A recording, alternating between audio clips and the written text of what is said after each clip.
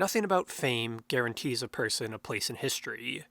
A look at bestsellers lists of days past prove it. They are littered with forgotten authors, ignored figures, and footnotes of history. Despite being the public taste of their day, these authors are gone, and few remember their work. Names like Leona Dalrymple and Harold Bellwright are mostly unknown today.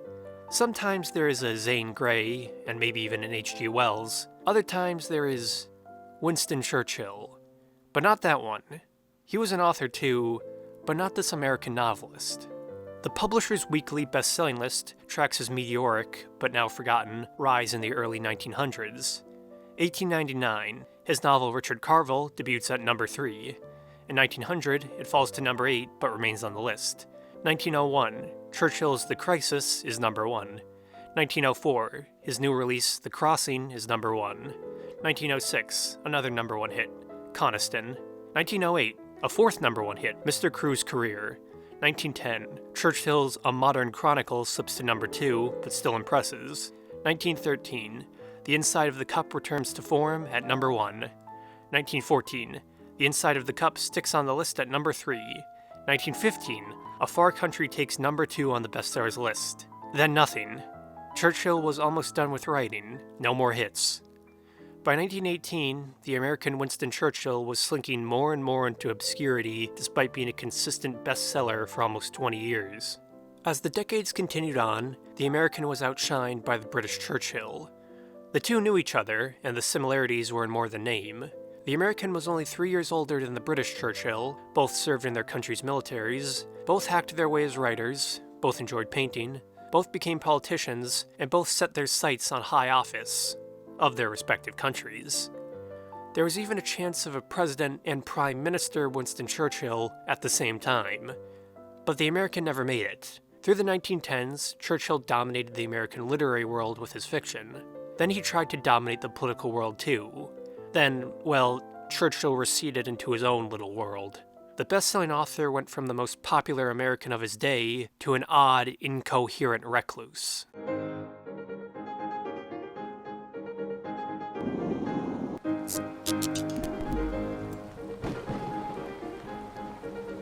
As a writer and celebrity, Churchill was representative of the United States of his time. Born on November 10, 1871, Churchill was orphaned at a young age when his father abandoned his family and his mother died.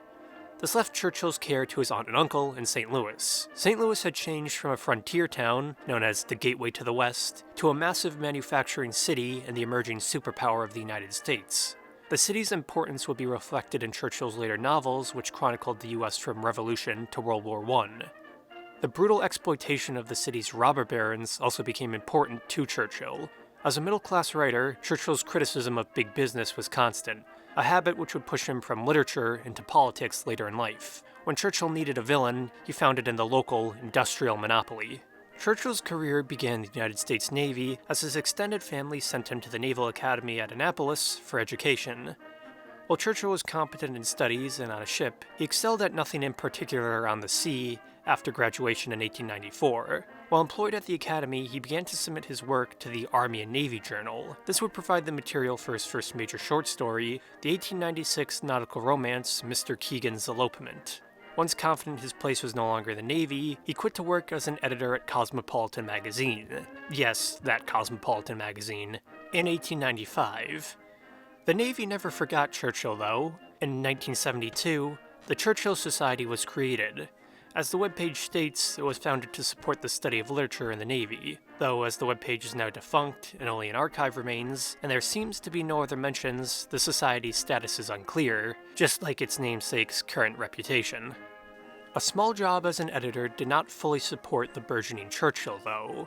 As such, in October 1895, he returned to St. Louis and married his sweetheart, Mabel Harlow-Kendon. The daughter of suffragettes, Mabel Harlow-Kendon's family was famously wealthy for their ownership of Missouri's Sligo mine, a situation that resulted in Mabel being more wealthy than Winston for their entire life and marriage. It never bothered Churchill, though. His wife's fabulous wealth helped support his start as an author. Soon after, Churchill published his best-selling tale of the American Revolution, Richard Carvel, in 1899, the profits of which were supposedly exceedingly large. With the funds, Churchill moved to Cornish, New Hampshire, where he planned to erect Carvel Hall. a massive colonial mansion which was eventually designed by the architect Charles Adams Platt and christened Harlekenden Hall, in honor of his wife's goodwill and support of his early career. A popular career now on the upswing with readers. Churchill's own reputation soon followed the increase. He was integrated into the Cornish Art Colony, a loose collection of artists about New Hampshire based around the American sculptor Augustus St. Gaudens. Others, such as Maxwell Perkins, later editor of Ernest Hemingway and F. Scott Fitzgerald, and the American illustrator Maxfield Parrish would soon join the group.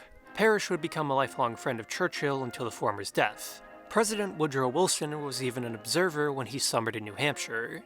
The arts, landscape, and personality were New Hampshire to Churchill, who would immortalize such things in his books. Churchill's rise in popularity coincided with the colony until its slow dissolution in 1907. From 1900 to 1918, Churchill became the American writer. His early output, though, was a period of trite romance novels intended to gain an audience, an equivalent to mass-market romance paperbacks today. 1897's Mr. Keegan's Elopement is a totally irremarkable naval romance with the exotic setting of Portugal. Churchill's first full-length novel, The Celebrity, also in 1897, was an average book of gossip drama, but caused a stir when people speculated who the eponymous celebrity was based on. Both are probably deserving of their current obscurity, though it was these books that allowed Churchill to gain a base to become the great popular novelist of the American middle class.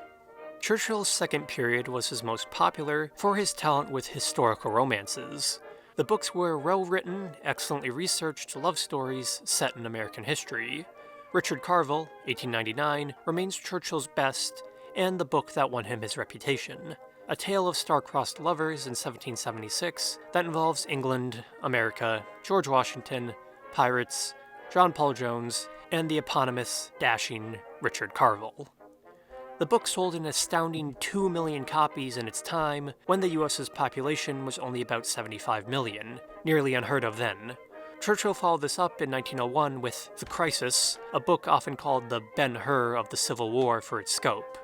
The story's plot is a four-way love affair during the heat of the Civil War, starring Richard Carvel's female descendant, Virginia Carvel, but the moral is Abraham Lincoln's struggle against the immorality of slavery and unity of the United States.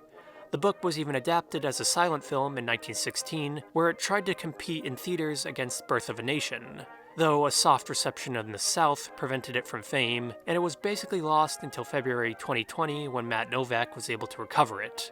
It's an interesting attempt for the time, and its obscurity is somewhat unfortunate. The Crossing, a tale of the settlement of Kentucky, from 1904 would close out Churchill's period of historical romances. Churchill's next set of novels would be based on the politics of his beloved, adopted New Hampshire. His books took on a much more political, muckraking tone. Feeling the energy of the age, Churchill became interested in progressive and reform causes in 1900. His first was the 1906 political historical romance, Coniston, named after a fictional New Hampshire town, a tale about the struggles, victories, and corruption of the New Hampshire political machine. A book of strong political statements, which Churchill later referred to as his platform while active in New Hampshire politics. He followed this in 1908 with the rather incendiary Mr. Crewe's Career, a direct attack on the industrial bigwigs and railroad monopolies plundering New Hampshire. The book announced Churchill's own anti-railroad monopoly campaign against the Boston Main Railroad Company. By 1908, Churchill was at the peak of his popularity, an orphan from Missouri who had risen up the American literary ladder to become a politician in New Hampshire. There was another on the rise, by 1899, across the pond though. Sir Winston Leonard Spencer Churchill had published his only novel, Savrola, an account of the Sudan War, the River War, and a historical account of the reconquest of the Sudan. The problem? Winston S. Churchill, as he would later write, was unknown compared to the American. Even in England, the British Churchill was still new to publishing and politics. Suddenly, people and booksellers were mixing up the two constantly. As the case of mistaken identity reached its peak in July 1900, the Associated Press wrote, "The identity of the American author's name, Winston Churchill, with that of Lady Randolph Churchill's son, who was recently defeated for Parliament, is a curious coincidence, since the latter is also an author who is beginning to write novels." Already aware of the issues, the British Churchill set out to rectify them by penning a letter to the American in 1899. Mr. Winston Churchill presents his compliments to Mr. Winston Churchill and begs to draw his attention to a matter which concerns them both. He has learnt from the press notices that Mr. Winston Churchill proposes to bring out another novel entitled Richard Carville, which is certain to have a considerable sale both in England and America. Mr. Winston Churchill is also the author of a novel now being published in serial form in Macmillan's magazine, and for which he anticipates some sale both in England and America. He also proposes to publish on the 1st of October another military chronicle on the Sudan War. He has no doubt that Mr. Winston Churchill will recognize from this letter, if indeed by no other means, that there is grave danger of his work being mistaken for those of Mr. Winston Churchill. He feels sure that Mr. Winston Churchill desires this as little as he does himself. In future, to avoid mistakes as far as possible, Mr. Winston Churchill has decided to sign all published articles, stories, or other works Winston Spencer Churchill, and not Winston Churchill as formerly. He trusts that this arrangement will commend itself to Mr. Winston Churchill, and he ventures to suggest, with a view to preventing further confusion which may arise out of this extraordinary coincidence, that both Mr. Winston Churchill and Mr. Winston Churchill should insert a short note in their respective publications explaining to the public which are the works of Mr. Winston Churchill and which those of Mr. Winston Churchill. The text of this note might form a subject for future discussion if Mr. Winston Churchill agrees with Mr. Winston Churchill's proposition. He takes this occasion of complimenting Mr. Winston Churchill upon the style and success of his works, which are always brought unto his notice, whether in magazine or book form, and he trusts that Mr. Winston Churchill has derived equal pleasure from any work of his that may have attracted his attention. A risky move for a person basically unknown in America, writing to a best-selling author. Yet, the American Churchill responded in good humor, with a tongue-in-cheek response that ignited a friendship between the two. Also, apparently the American did not have a middle name for some reason. Mr. Winston Churchill is extremely grateful to Mr. Winston Churchill for bringing forward a subject which has given Mr. Winston Churchill much anxiety. Mr. Winston Churchill appreciates the courtesy of Mr. Winston Churchill in adopting the name of Winston Spencer Churchill in his books, articles, etc. Mr. Winston Churchill makes haste to add that, had he possessed any other names, he would certainly have adopted one of them. This led to the English Churchill adopting the byline Winston S. Churchill, or Winston Spencer Churchill, when writing, a way to avoid copyright publishing snafus between the two. Even when the American novelist later fell into obscurity, the British Prime Minister always retained the S in most writings. The shared name led to more than the two being just pen pals. In 1901, Churchill arrived in Boston for his American lecture tour. Looking to finally make Winston's acquaintance, Churchill traveled down to Boston from New Hampshire to throw a reception for his namefellow. The dinner was a bash and the two Churchills struck up a friendship. Introduced together as Mr. Churchill and Mr. Churchill, they spent the night trying to find a common ancestor, but they could not discover the distant link. After dinner, the two went for a walk through the Boston Commons, where Winston S. stated, "I mean to be Prime Minister of England. It would be a great lark if you were President of the United States at the same time." When both entered politics in 1903 and 1904, it may have been more than just a coincidence. A Boston Herald article on the event was titled, "Namesakes Meet, Winston Churchill's Fast Friends," not relatives, however. Their mutual agreement did not fix all the issues of a shared name, though. In the following days, after the dinner, the American Churchill received the Englishman's mail, and the English Churchill received the bill for the American's party. While the two had a common name, it would be politics that would divide them. Whereas the English Churchill had groomed himself for the political stage, the American Churchill was a brash, impulsive, unrefined newcomer who treated it like an arena. Though it was not diverging political beliefs that drove them apart, but political personality. By 1902, the progressive Winston Churchill had fallen in with the wing of the Republican Party, centered around then-President Theodore Roosevelt. Churchill had been there to receive the president during his October 1902 visit to Vermont, where Churchill had driven the coach for the president about the state, and the two struck up a friendship. The president's visit appears to have galvanized the novelist to enter politics, with Roosevelt's blessing. Roosevelt's disposition towards the two Churchills could not have been more different. Whereas he was a warm ally to his countrymen, Roosevelt was apathetic at best towards the English Churchill, remarking, "I saw the Englishman, Winston Churchill. He is not an attractive fellow." Roosevelt left a chilly divide between the two Churchills, who cut ties by the time the American ran for New Hampshire governor in 1912. A run which Churchill partook as a member of the Bull Moose Party under the auspices of Theodore Roosevelt. Though, by 1915, Winston Churchill's political career amounted to very little, and Winston S. Churchill would outshine him, their careers becoming an inverse of one another. The American Churchill's political career was tenuous and hamstrung at best, a classic case of an unprepared celebrity entering politics. Though Churchill's incredible popularity earned him votes, Churchill was largely regarded as an outsider in New Hampshire politics, but he was elected twice as a representative for Cornish in 1903 and 1905, running off a platform of forest conservation, anti-corruption, and speaking out against the Boston Main Rail Company's dominance of New Hampshire politics and infrastructure. Churchill lobbied for paving and improving the dirt roads that crisscross New Hampshire, in order to improve commerce, and because the speed demon Churchill was well known for speeding around the state in his automobile.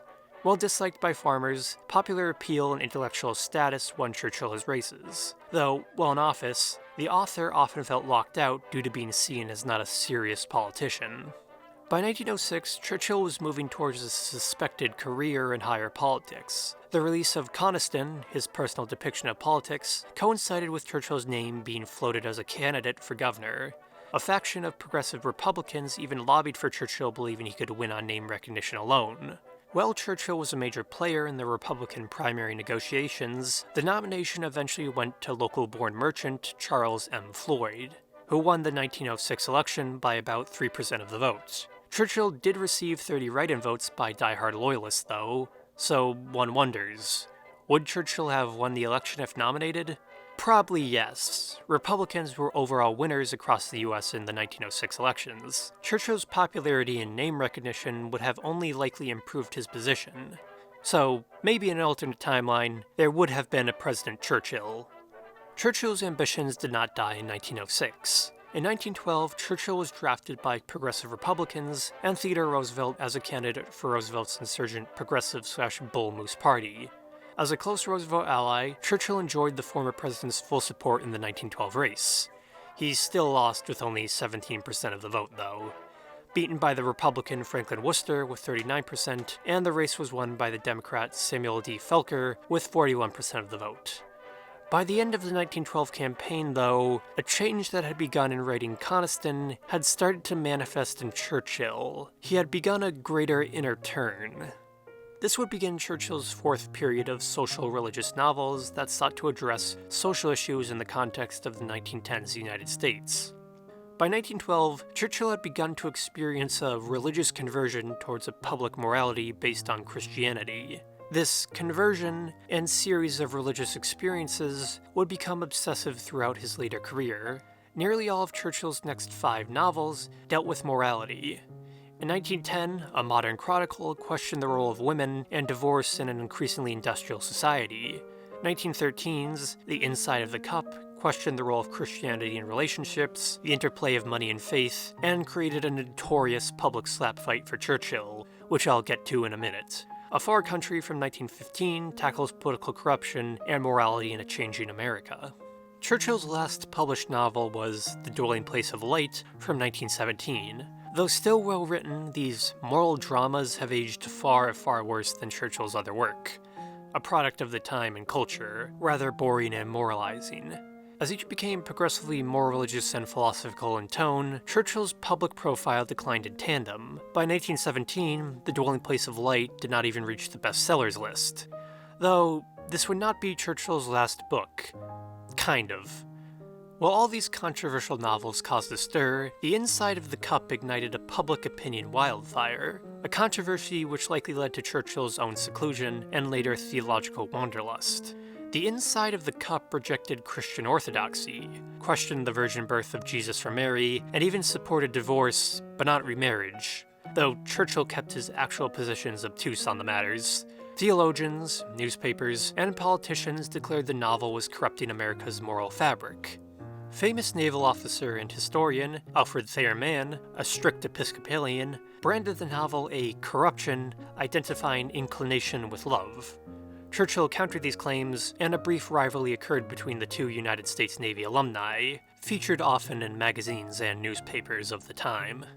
Churchill was deemed a deluded seer and prophet, which was becoming not totally incorrect. Churchill did have one last novel in the works. The unreleased book, The Capitol, later renamed The Green Bay Tree, a book about morality and corruption in Washington, D.C. after World War I, showing Churchill had not fully left politics behind him. But by 1920, it had grown to a massive amount of words, and Churchill would likely never complete it. Then, something changed with Churchill. The book wasn't what he wanted to write. Religious conniptions were driving him between deep depression and euphoria. People still eagerly awaited Churchill's next book. His profile had fallen, but he was in no way forgotten. Churchill wrote to his publisher in 1923, though, "What I have been going through in the last 4 years has led me at last to the determination never again to publish a book for money or to copyright one. It has brought me peace." A letter which Churchill intended to terminate his 20-year-long publishing contract. Churchill now declared he would commit his life to scientific Christianity, a period of intense study of history, psychology, and theology that would last for 20 years followed. Churchill sought to prove Christianity's legitimacy through modern science and a policy of non-contention, a philosophy that amounted to doing nothing beside reading, painting, and traveling off his royalties and wife's fortune. By the 1930s, Churchill had severed himself from the public. He sought to prevent republication of his old works, would not accept any writing or speaking engagements, and even refused offers to adapt his work to film. When 20th Century Studio offered Churchill hundreds of thousands of dollars to adapt Richard Carville to film as a historical epic in 1937, Churchill outright refused. He would only meet with those who sought him out, as to adhere to his philosophy of non-contention. Beside his family and friends, Winston Churchill ignored the wider world. Even when his famous Harlequin Hall burned in a fire, Churchill remarked he was not sorry the house burned. Despite his bizarre self-imposed exile from the public, Churchill said he was the happiest he'd ever been in his quiet obscurity. The Churchill from the 1930s was far different than the man of the 1910s. As he declared in 1933, "I never thought much of books anyway. I'm really a dead author and never was much of a living one. I have utterly changed my views about the romantic novel, and I am very glad that my own are out of print." Despite this, Churchill did have one last book in him, one he had been working on and off on for almost 2 decades. His testament of scientific Christianity, The Uncharted Way. The Uncharted Way is a bizarre, dense, indescribable, often rambling, but fascinating manifesto. A strange book that grew out of Churchill's desire to write a story of conversion about his own inner turmoils and later spiritual peace. Churchill attempted to create what can only be described as a historical, psychological approach to understanding Christianity, though his own very New Age bizarre branch of Christianity. Really his attempt to justify the passive idea of non-contention and morality to himself. The book is impossible to describe, really. Novelist to a Generation, The Life and Thought of Winston Churchill, offers the best explanation of Churchill's philosophy. One classicist who read a 40-page version of the manuscript said that it reminded him of a Unitarian sermon, but that it displayed a thorough knowledge of Greek and Greek writing, although not a professional one. Edited by Churchill and his son Crichton, the book was quietly released in 1940. Reviews were slim and public attention little, but most declared it incoherent or rambling. Others said it was bizarre but fascinating. Most were simply surprised there was an American author named Winston Churchill. While Churchill continued to write on his eclectic ideas of non-contention, he never again published, and his later writings remained private. His last years were happy and, ironically enough, untouched by the troubles of World War II. He died in Winter Park, Florida, in 1947 at age 75, peacefully in the middle of conversation with friends. His friends awaited an always well-spoken response that would never come. Later retrospectives on Churchill regard him as a historical curiosity. As the English Churchill waxed, the American waned, though it was a decline of his own accord. But during his glory days, there was a possibility the American Churchill could have become as powerful as Winston S. Churchill. Culturally, Churchill was a household name across the United States at his peak. Had he succeeded in politics, would the author have experienced the spiral of his later life? Impossible to say, but the idea of a President Churchill is not totally impossible, just out there. Except, Not even the religious guru or philosophical crank is remembered today. Now, it is only the confusion that the name creates that preserves him in historical memory. An odd footnote. Though, in New Hampshire, his novel Coniston is remembered favorably in the name of Lake Coniston. Richard Carville, too, is sometimes remembered as a remarkable American novel. As Churchill's son, Crichton Churchill, summarized his father's career, "My father was always a person with a strictly one-track mind, always totally absorbed in what interested him at the moment, to the complete exclusion of all else." The issue was, there was never just one Churchill. One English, and maybe two Americans existed. The American wrote both of himself's out of history.